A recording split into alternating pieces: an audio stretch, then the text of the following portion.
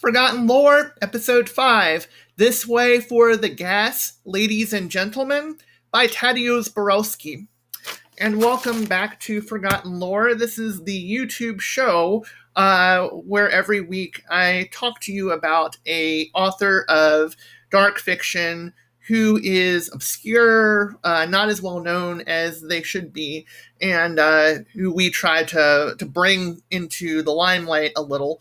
Even if it is the limelight of just a few dozen people paying attention on YouTube, so that their work can be better remembered. And I use the word YouTube show loosely, I'll often say, because this is me with my bedhead, basically, getting up in front of the camera here, and just kind of doing a little show on the authors.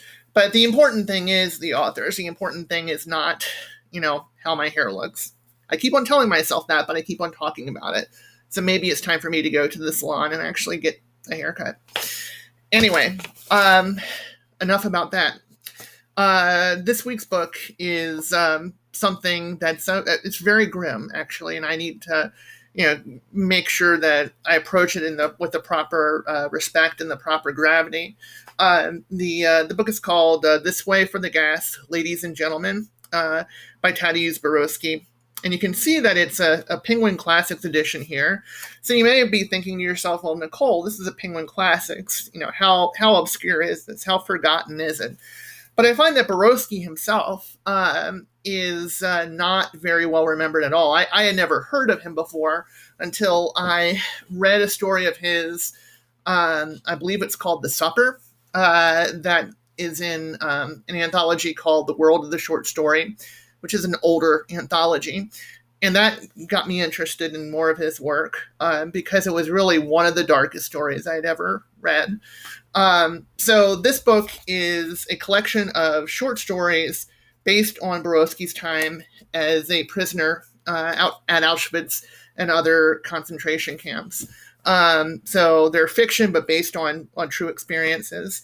A little bit about our author this week. Tadeusz Borowski was born in 1922 and died in 1951 from suicide.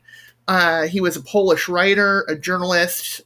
During the wartime, he wrote poetry. He was active in an underground publishing scene. And when I say underground publishing scene, I'm not talking about, he was into punk and he, put out zines. I mean, under Nazi occupation, it was literally a secret publishing organization. And he was caught and he was arrested and sent to Auschwitz because of what he wrote. So he went to Auschwitz as a political prisoner.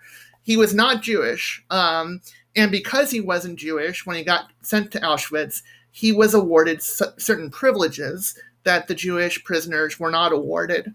And that kind of sets up the setting of the stories in this book, in the sense that these are not stories about prisoners kind of coming together and surviving adversity.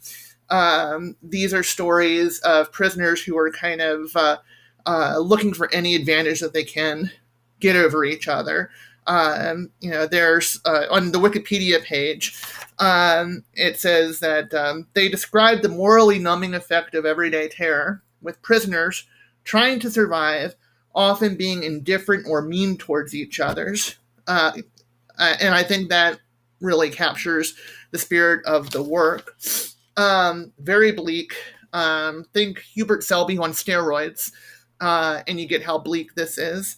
The other thing I'm going to mention here is I think of Borowski in this book as being a bit of a Rosetta Stone in dark fiction, because the bulk of the stories are about trauma.